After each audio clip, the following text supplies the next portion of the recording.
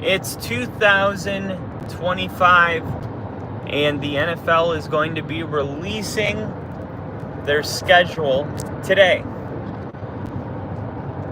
Wow, who do you guys want to see in the season opener?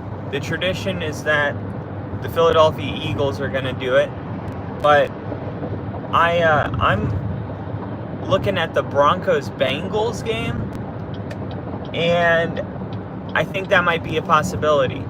Now, some people are saying, no, that's not going to happen. We play divisional opponents.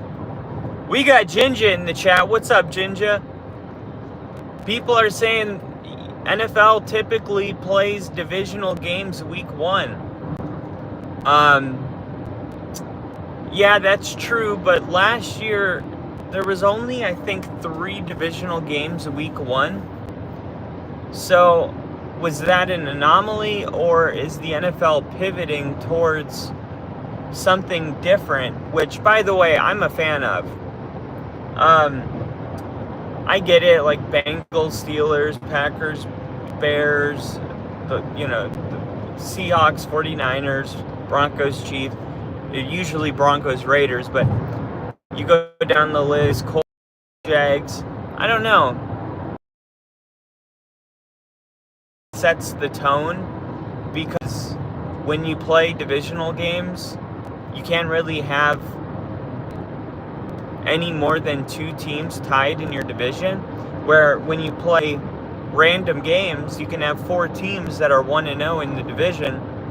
So I do think it puts a little more meaning in the football games, but here's my thing. You don't need to add meaning to week 1, right? You're, as a fan, you've waited 9 months for your team to play a football game. So there is like no meaning that could be higher. If anything, you're wasting a meaningful game. Like if you played Broncos Chiefs week 1, you essentially have thrown away a game that would be very, very meaningful. The emotional investment for Bronco fans would be, if they played week 10, it would be massive. But if you just throw it on week 1, it's like we could play the Titans week 1 and we will be pumped for that game. If anything, I'm not saying the NFL should find the most boring game on the schedule and make that week 1, because everyone's going to be pumped up. Remember, there are no bad teams in the offseason. Everybody is undefeated in the offseason. So take the teams that you think are going to be shitty and slap those week 1, so that by the time they're actually shitty teams, we're not saying, oh God, that game looks gross. That's my opinion on it. Save Broncos, Chiefs, save the divisional games for week 4, week 8, week 12, week 16, right?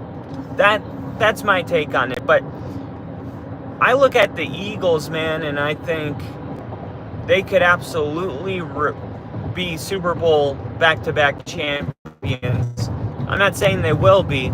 I'm not giving you my prediction on that. But I'm looking at the Eagles and the moves they've made and the people they've kept, and they've lost some pieces, but that will be a big tone-setting game for the Eagles. Jamie, I wish I had a Jamie. Can you look up the Eagles' opponents in the 2025 season? Right off the bat, we know that the Cowboys are a divisional. Actually, I think Cowboys would make the most sense, because the Cowboys are one of those teams where people are like, what do the Cowboys have to do to get better? And then even when they added George Pickens, everybody was like, that's not going to cut it. They need so much more than that. And I always laugh about this. I'm not a Cowboys fan, but it's so funny how in one bad year, everybody throws in the towel, and it's like, man, they have such an uphill climb. It's like this team won 12 games 2 of the last 3 years. Last year they lost Dak Prescott, their starting quarterback, who led them to 12 wins in the previous 2 years. And yeah, they weren't that good without their starting quarterback. Who would have figured?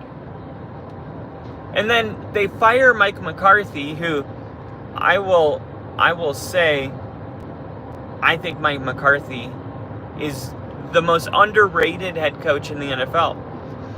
I get it, the body language on the sideline, and he's kind of, I don't know. I really don't. I'm trying to empathize with people that don't like him. I don't know. There's no scandal. I don't know why people don't like Mike McCarthy. He led the NFL in 40-point games, and all they have as a weapon is CeeDee Lamb and no true running back.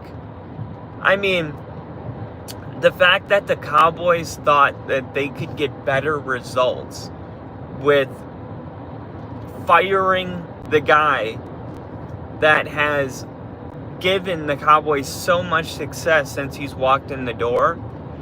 I always say, be careful. The grass isn't greener on the other side.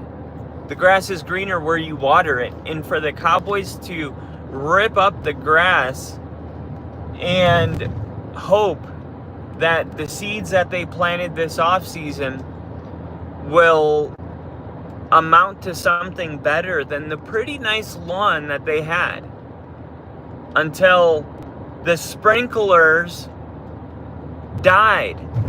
Mike McCarthy lost his quarterback.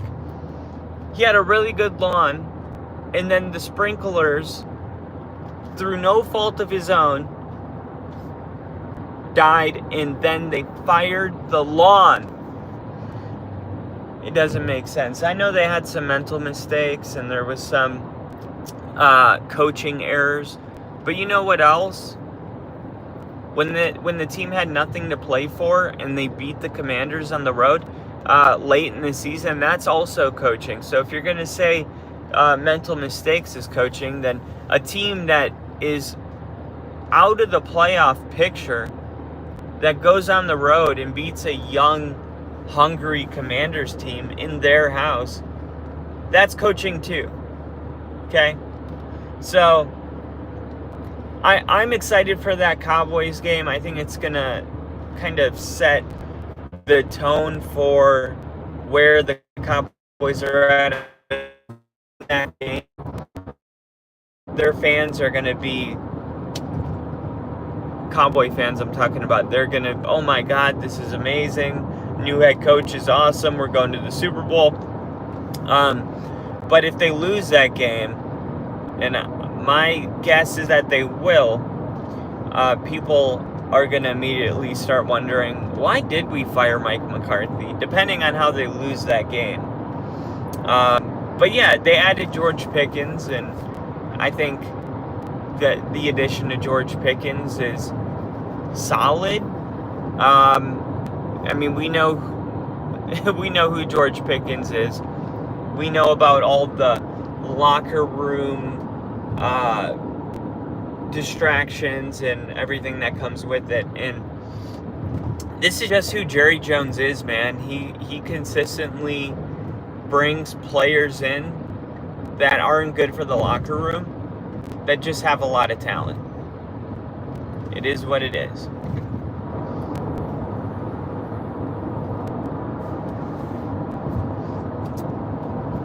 I'm thinking the Broncos are going to be the best defense in the NFL this year.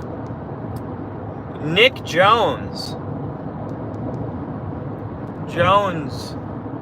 We got Bray in the chat. What's up, Bray? And Ginger said they open with the Cowboys. They play the Bears week 3. The Broncos are going to be playing the Chiefs on Christmas.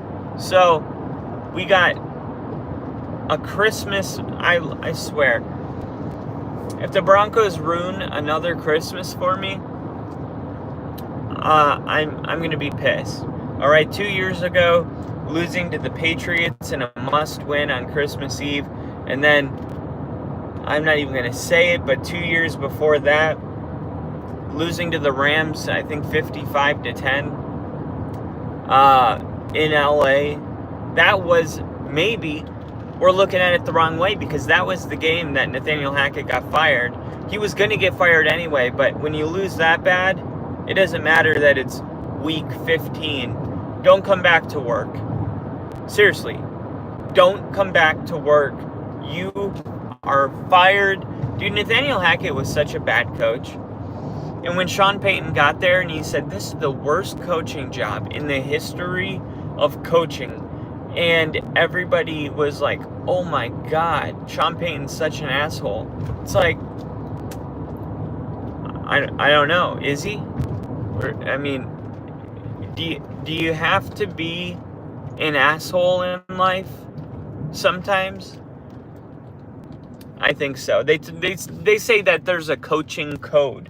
Oh, he broke the code. Coaches never talk shit about other coaches. Okay, I guess. But in respect to Sean, it's not like he said it at the podium. He said it to a buddy that worked for CBS that he thought was a reporter that was his buddy, and he was like, oh, this is going to be a great story. And it was. It was a great story. It was a fantastic story. It was the only story. So, anyway, I say all that to say, even though we lost that bet on Christmas, something good came out of it, because we fired Nathaniel Hackett and we hired Sean Payton. And Sean Payton, in just 2 years, guys, 2 years, has made Denver one of the most exciting teams in the NFL with their player development staff. Nick Bonito emerging as maybe a defensive player of the year. He had the third best odds late in the season. Then you look at the fact that they have the actual defensive player of the year in Patrick Surtain. Then they go ahead and they draft the best defensive back in the NFL draft, Jahadae Barron, to pair with Riley Moss and Patrick Surtain. And then they bring in Dre Greenlaw and Hufanga. And guys, we're talking about a defense that was third in the NFL in points allowed per game. I mean, this defense could be one of the historically great defenses. I'm talking like 13 points per game. That's how good this defense could be. Ginger said Peyton wouldn't just say that to say it. That's exactly my point. Like, somebody that's been in this league for as long as Sean Payton has, there's no way that he would just say it for shits and giggles. There was obviously something going on, and when he got to the facility and he was up and close, and he was like, man, this is how you guys do things around here? You just oh my God, no. It all needs to change. And when you think about it, obviously the culture had to have been massively wrong for Sean to say that. So for only 2 years to have gone by and Sean to completely transform the culture in the locker room and make this team. I mean, Bo Nix, the season he had last year was incredible. You know, the only rookie quarterback to account for more total touchdowns his rookie year was Justin Herbert. He broke Peyton Manning's record. He led us to 10 wins. Hi. Good. I'm live. Do you want to say hi? Do what? I'm live on the internet. You want to say hi? Oh my God, hi. What are we doing? It's a football podcast that I run. Oh my God, that's so cool. Yeah. Hi everyone. I love football. I'm a Jaguars fan. Are you? I am. I was on the field for the Jaguars last year, because I was a wounded veteran, and they had me on the field, and I got to be like, it was in the middle of the game. I probably saw you then because I watched all their games. Yeah. I did. That is so neat. That is so crazy. Also, thank you for your service. Oh, thank you. That. Thank you. So, yes, of course. And then, what are we getting for you? Can I get a grande lavender oat milk latte? I know. Leave me alone. Chicken lavender oat milk latte. Gotcha. That's all. Alrighty, friend. Actually, can I add a cheese Danish? Cheese sandwich? Yeah. Thank you. Of course. 1087. 1087. Thank you. Always good to see you. You too. Have a good one. You too.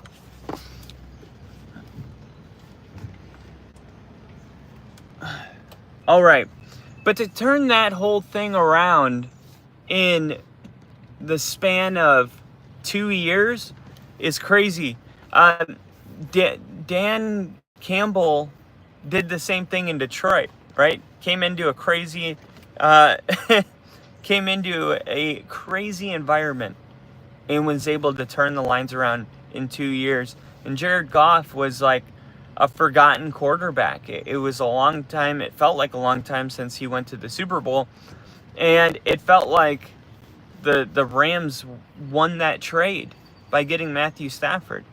And that was one of the few trades where both teams really won when you look at it. But I'm just saying, like, Broncos are projected 9.5 wins this year.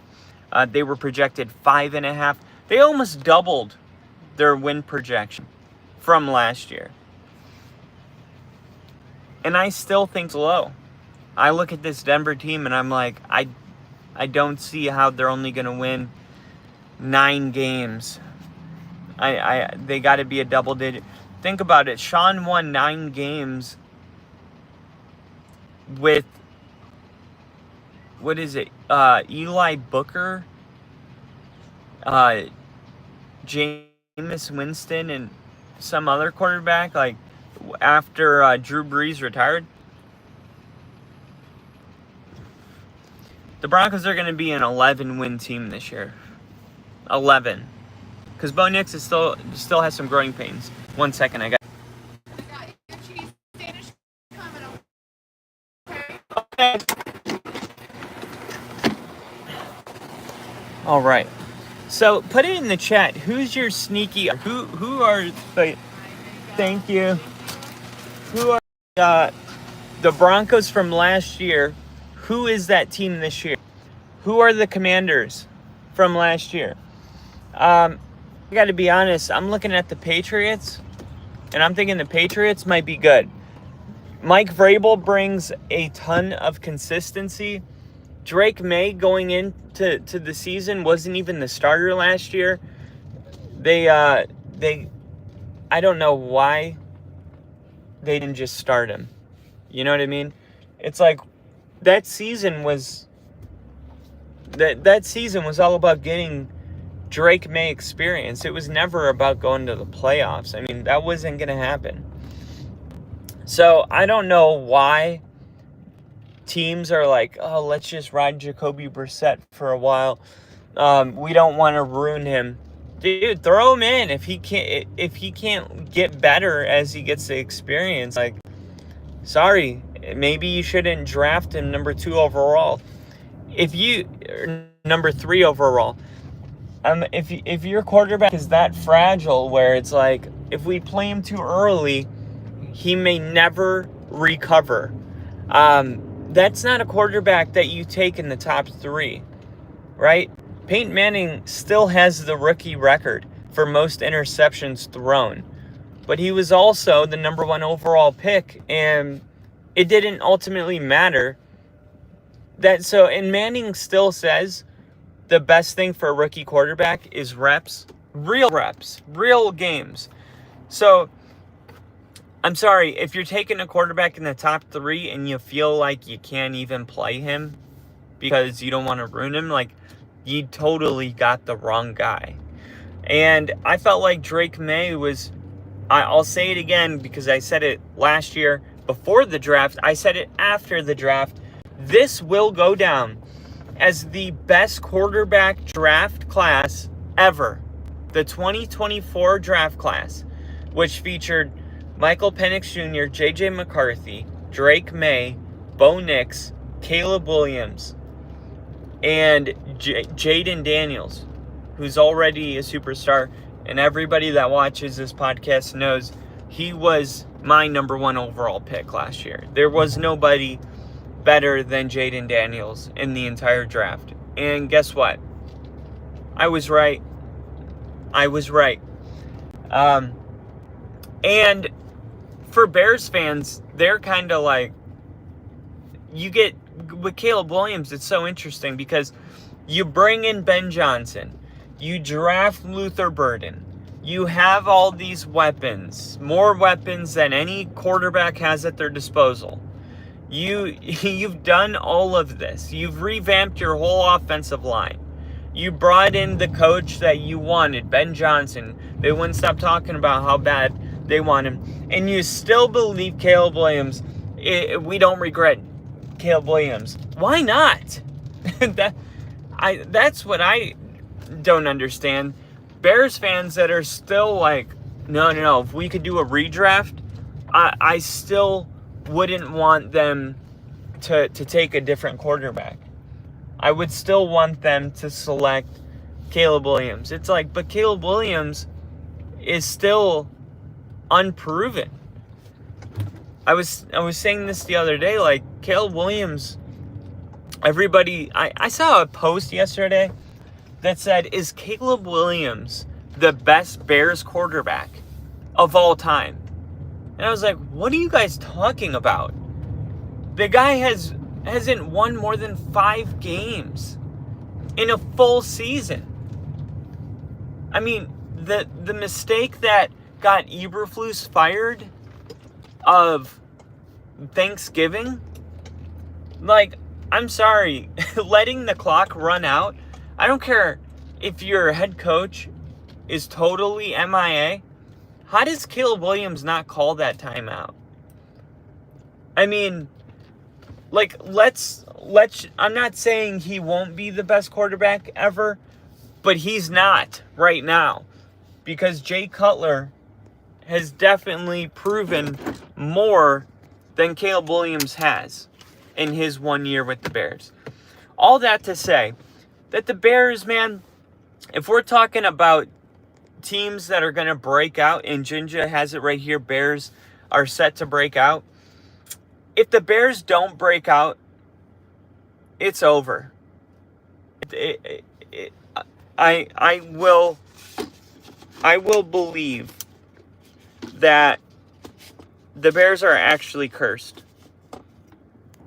I will have no choice but to believe that there's something deeply wrong with the Bears.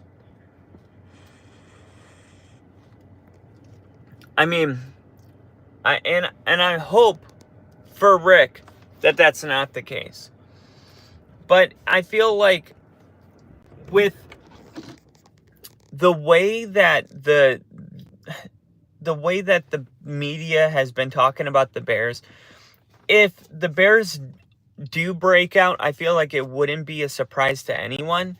Where the Commanders and the Broncos, I think, surprised everybody last year. So I'm still looking for that team that's like not supposed to win 9 to 10 games, right? I feel like the Bears are supposed to win 9 to 10 games. I'm going to go with the Patriots, I think. I think the Patriots are one of those teams that may be able to put it all together this year. And it starts with coaching. It starts with the fact that they got the coach right. You get the coach right, you give yourself a chance.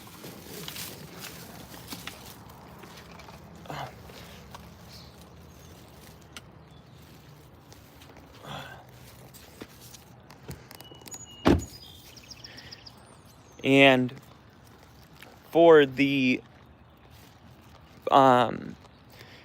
Chargers, the Chargers are another team that looks like they're about to,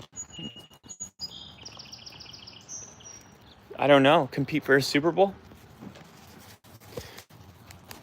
I mean, you look at the AFC West, and the AFC West is, I think, the greatest, just head coaching. It's the greatest coach division in NFL history. Already. Right now. And Jinja sticking with the Giants. That's just a tell on how bad the Bears QB play has been historically. That's true, but you got to give some respect to Jay Cutler. I mean, Jay went to an NFC championship game. Right? Like, you gotta respect that.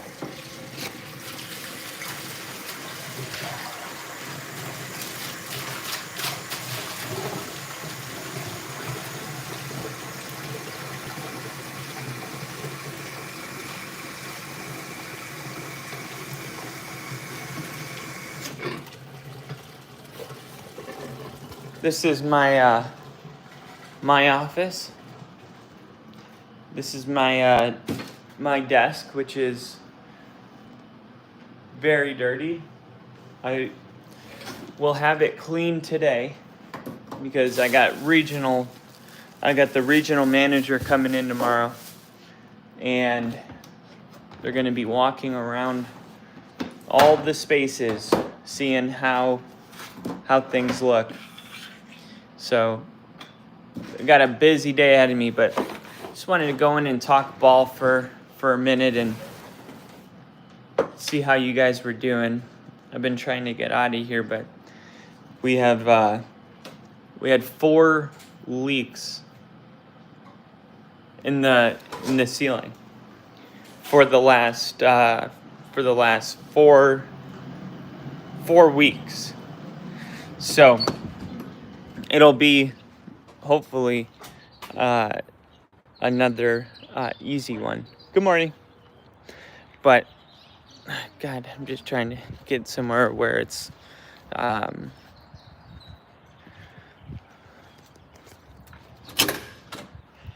okay. Jeez. Now that everyone sees me, they're all trying to talk to me, and I'm just trying to get privacy. This is what I gotta do to get privacy. Look at me.